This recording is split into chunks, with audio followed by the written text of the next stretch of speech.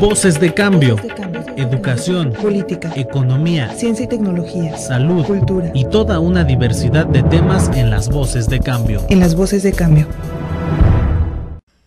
Vamos a iniciar nuestro programa de hoy en este espacio que le hemos puesto por nombre Voces en Cambio. Es un espacio en donde expresamos con toda libertad la forma en que interpretamos el mundo, la realidad. No hay ningún obstáculo. Y en esta ocasión tenemos la presencia de un compañero de hace muchos años, Abdayan Guzmán Cruz. Y hoy platicaremos sobre un problema, creo yo, importantísimo, que se refiere a la crisis educativa y que algunos han llamado una catástrofe silenciosa en ese sentido. Y quisiéramos, Abdayan, que nos platicaras, digamos, históricamente, ¿cuándo ubicarías tú esta crisis educativa? ¿Cuándo se detonó? ¿Cuándo salió a la luz pública? Bueno, mira, gracias de entrada, gracias por la invitación. Efectivamente, el planteamiento de la crisis educativa no es algo que alguien inventó porque creyó que era un concepto para el litigio, para el debate, sino fue algo concreto que ha venido, que apareció desde la década de los 60, fines de los 60. Ya lo mencionaba el secretario de Educación del Chacal de Tlatelolco, de Díaz Ordaz, y decía que había que acabar con las disfuncionalidades que estaban presentes en la educación. Y él se refería a que desde ese momento el profesor venía trabajando con métodos artesanales y que era urgente que se instituyera la tecnología de la educación, pensando que de esa manera el docente podría formarle aquello que hoy se llama las famosas competencias y que de esa manera podría evitar esa disfuncionalidad. Posteriormente, con el advenimiento al gobierno de Luis Echeverría, se hace lo que se llama la reforma educativa, y tú sabes que cada sexenio hay un énfasis que pone cada gobierno en la educación. Con Luis Echeverría fue la reforma educativa, después fue la educación para todos con López Portillo, después fue la revolución educativa con Miguel de la Madrid, Salinas trajo consigo la modernización educativa, Zedillo profundiza la modernización educativa, y cada uno viene dándole cierto empuje a aquello que ellos consideran que es el centro de la crisis de la educación. Pero hay cosas que también hay que mencionar, no solamente del aspecto de la crisis de la educación que ellos mencionan, sino de lo que debe entenderse en su generalidad por la crisis de la educación. Y de entrada yo te digo que la educación se ha visto desde el punto de vista del marxismo desde 4 aristas. Primero, como una relación social de producción. Y si esto quiere decir que cada formación económico-social pues tiene un tipo de educación, y ese tipo de educación es la que va a darle dinamismo a las fuerzas productivas, y en ese sentido la educación como una relación social pues no está en crisis. Sigue vigente el planteamiento del marxismo de que la educación es una relación social. Esa es la primera arista. La otra arista es que la educación se ve como un fenómeno de la superestructura, de acuerdo al enfoque dicotómico que plantea también Marx de estructura y de modo de producción y superestructura. Y también ahí quien hace una importante presentación sobre lo que es la educación como elemento de la superestructura es Althusser, y habla de los aparatos ideológicos del Estado, y tampoco ahí está en crisis. Hay una visión y hay una presencia muy clara de la educación como un fenómeno que responde a las necesidades del modo de producción burgués, de las necesidades de la neoligarquía financiera transnacional, no como ellos quisieran, de manera que le diera movimiento a la mecatrónica, a la biotecnología, etcétera, etcétera, pero sí como un elemento que responde en la general a la ideología burguesa. Esa es la segunda. La tercera es precisamente como una política educativa. Y como política educativa sí está en crisis, ahí es donde viene ya el planteamiento, porque la política educativa que implementa el gobierno en turno no es una política que obedezca a las necesidades y requerimientos del pueblo de México, sino es una política que, como tú sabes, pues viene de otras latitudes, de otros lugares, y se impone a chaleco a las masas educativas, y en ese sentido es que se da pues esa disfuncionalidad. La política educativa plantea la formación de cuadros que le den dinamismo a la producción en un país concreto y un tiempo históricamente concreto, y ahí es donde no está cuadrando. Entonces de ahí estamos hablando ya de esas disfuncionalidades, y esto se concreta en el otro elemento que abarca la educación como un objeto de estudio de una ciencia o de una teoría, y que desde ese momento no está respondiendo. Tú sabes que desde la presencia de la didáctica magna de Amos Comenius en el siglo XVII,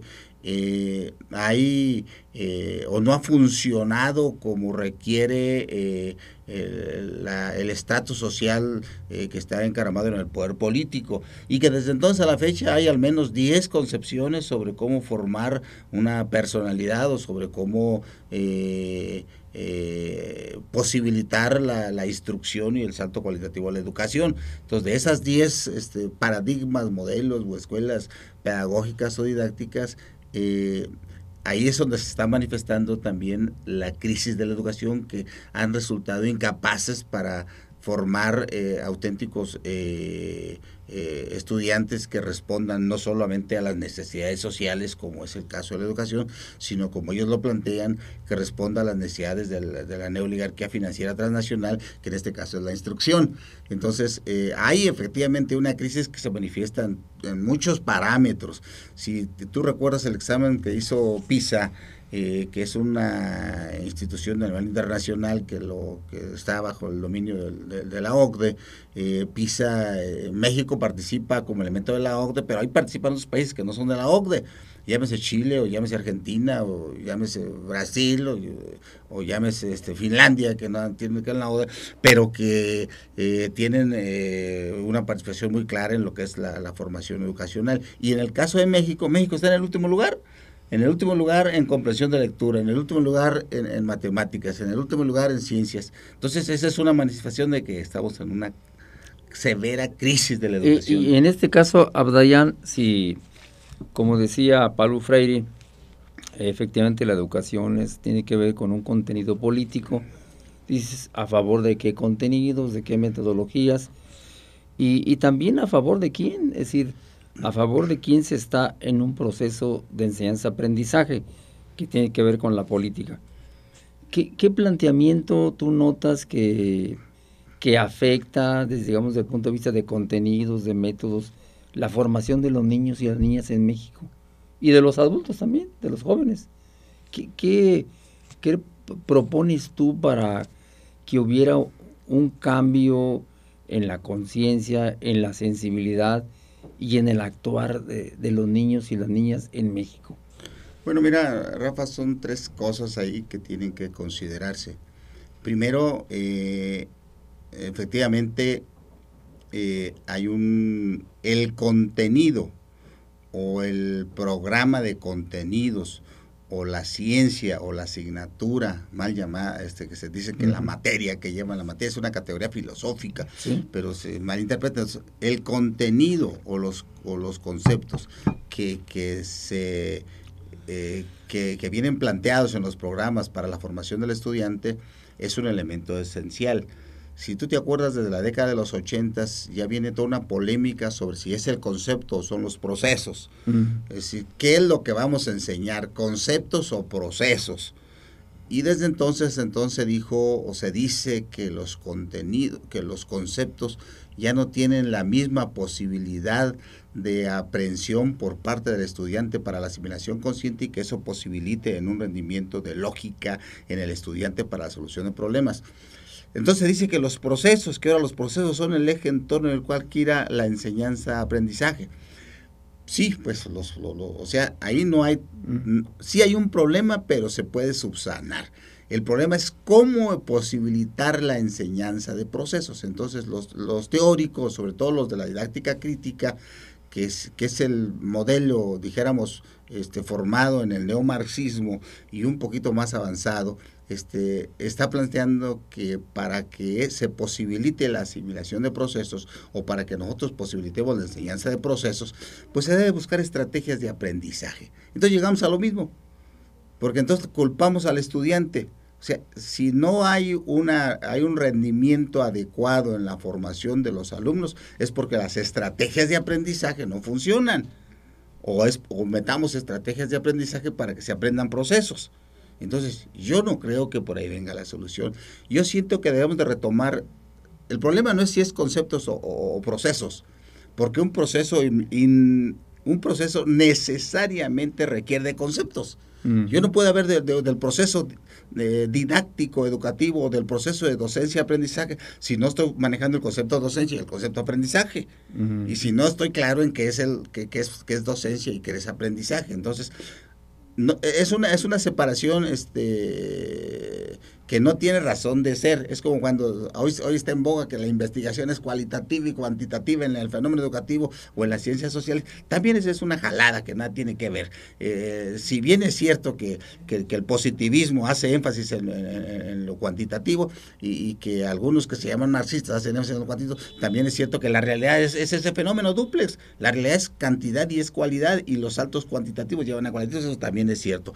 Por eso es que la dinámica esa entre procesos y conceptos no tiene razón de ser. Yo decía, no tiene mucho problema, porque el problema es cómo hacer... ¿Cómo articular esos dos momentos en un proceso de enseñanza-aprendizaje?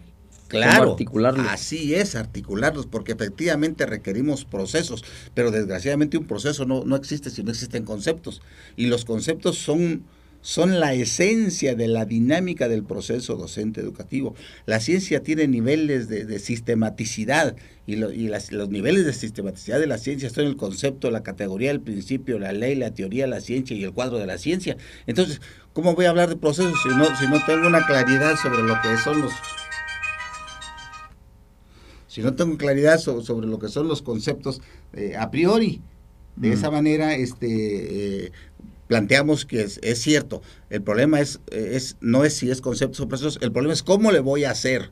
¿Y cómo le voy a hacer? Entonces yo necesito recurrir a la ciencia, a lo que es el estado del arte, a lo que es el estado de la cuestión, a preguntarle otra vez a Comenio, a preguntarle a Pestalozzi, a preguntarle a muchos autores de la Escuela Nueva, incluso a Piaget, que no coincido con el pseudopedagogo ginebrino, o a Paulo Freire, a quien sea, pero debo preguntarles otra vez, a ver cómo se posibilita la asimilación consciente en el estudiante. Y debo de preguntarle a la medicina, a la neurocirugía, debo ver dónde está el hipocampo, la amígdala cerebral, cómo se dan estos procesos. De otra manera no puedo, no se da esa posibilidad. Y en este caso, Abdayán, los mismos maestros en México hoy día, sobre todo los que pertenecen a la CENTE, ellos consideran que esta reforma que están planteando, dicen los maestros, es que no tiene que ver nada con lo educativo, no tiene que ver nada con contenidos, con nuevo currículum, sino ellos la ven como una cuestión administrativa, de carácter laboral. ¿Tú qué piensas al respecto? Bueno, mira, sí tiene que ver con currículum, sí tiene que ver con formación, sí tiene que ver con educación y sí tiene que ver con lo administrativo. La reforma, si viene para molestar, si viene para convertirse en un látigo del profesor, si viene para castigar e ingresar al contrato colectivo, que es producto de grandes luchas del profesor, no es bienvenida. Pero la reforma, si viene con la idea de posibilitar la asimilación consciente, hasta el mismo revolucionario pediría, quiero una cosa, cómo hacer que asimilen la teoría marxista para que entiendan el mundo y lo transformen de manera creativa y revolucionaria. O sea, hay que ver las dos cosas. Una es entonces, si viene para lesionar, pues desde entrada tenemos que luchar en contra de esta reforma, sobre todo si lesiona el contrato colectivo, que es otra cosa diferente a lo que debe ser la educación. Pero la reforma educativa trae planteamientos importantes. Por ejemplo, nosotros necesitamos estar a la altura de la competencia por innovación. Llámese para ser revolucionario o llámese para integrarse al mercado de trabajo de la neoligarquía financiera transnacional. Necesitas conocer las nuevas formas de producción, las nuevas formas de extracción de plusvalía para saber de qué manera se da esa explotación del hombre. No es lo mismo ya, todo viene cambiando. Entonces yo necesito estar a tono con lo que es la revolución científico-técnica no solamente para entender el mundo, sino, insisto, para transformarlo de manera creativa y revolucionaria. Comprenderlo y lo transformamos. Claro. Acuérdate la 11ª tesis de Barbón, de Carlos Marx. Entonces, eso es por un lado. Por otro lado, hay una ley en la pedagogía científica, no en la de los críticos, porque tú sabes que la corriente crítica no plantea que no hay ciencias todavía que están en formación. Eso no tiene discusión, porque la ciencia está en constante creación y transformación. Si tú estudias la estructura atómica de Rutherford, Dalton tenía una posición, Rutherford la refuta, pero no quiere decir que lo de Dalton no sea ciencia. Lo que pasa es que avanza. Claro. Y Rutherford y Bohr refuta a Rutherford y avanza más. Entonces la ciencia va evolucionando y eso es obvio, eso no es discusión. Y la escuela debería estar al tanto de todo eso. Claro, la escuela debería estar al tanto de los grandes temas que se discutan en el ámbito internacional. Imagínate que yo me voy a hacer un posgrado a Finlandia, donde dicen que está la crema innata de la educación, que tampoco es cierto, porque los que le están dando clase a los finlandeses son los cubanos, y los cubanos son los que tienen la metralla al dedillo. Entonces, que yo me vaya a hacer un estudio por allá y que no conozca los grandes temas, ¿qué voy a hacer allá? Primero estudiar una cosa, entonces me quedo, como dicen, la deserción en México y la reprobación en México tiene 30 años de atraso. Entonces, de aquí a que yo aprenda y que el alumno no deserte, entonces ya pasaron otros 30 años. Entonces, ¿qué está pasando? Por eso decía yo, hay una ley en la pedagogía científica que dice que la educación se cimenta en la instrucción. ¿Qué quiere decir esto? Que yo formo un conjunto de hábitos, habilidades, y cuando yo formo una habilidad, que la habilidad es el hábito razonado, yo estoy instruyendo. Pero cuando yo salto del hábito a la capacidad, y de la capacidad a la destreza, y la destreza a la convicción, yo estoy educando.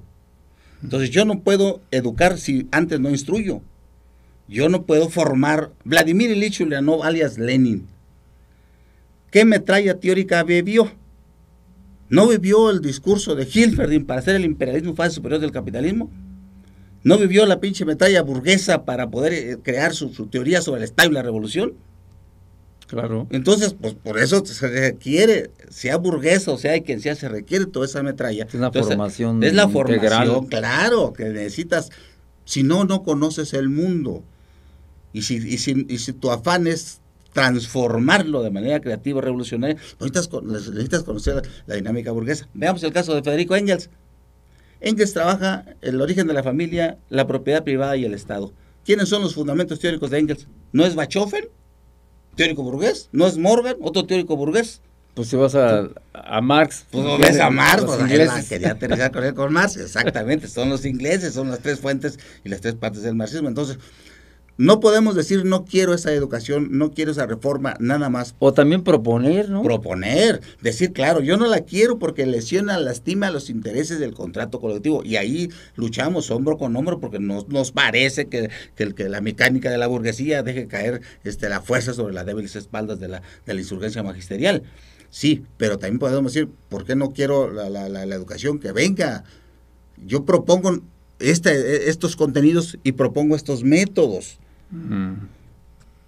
¿Por qué no utilizar el método problemático, el método investigativo, el método heurístico, el método de búsqueda parcial, para que el alumno realmente aprenda el conocimiento y lo entienda?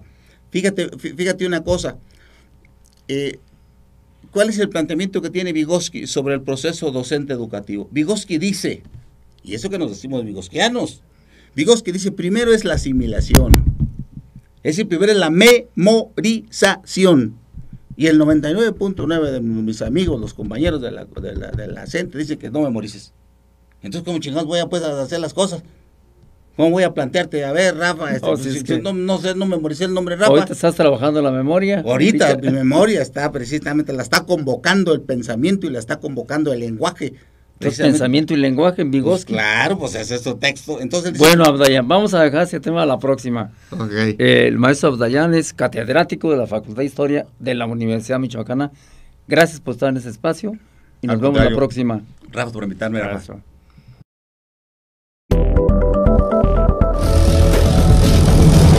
Voces de cambio.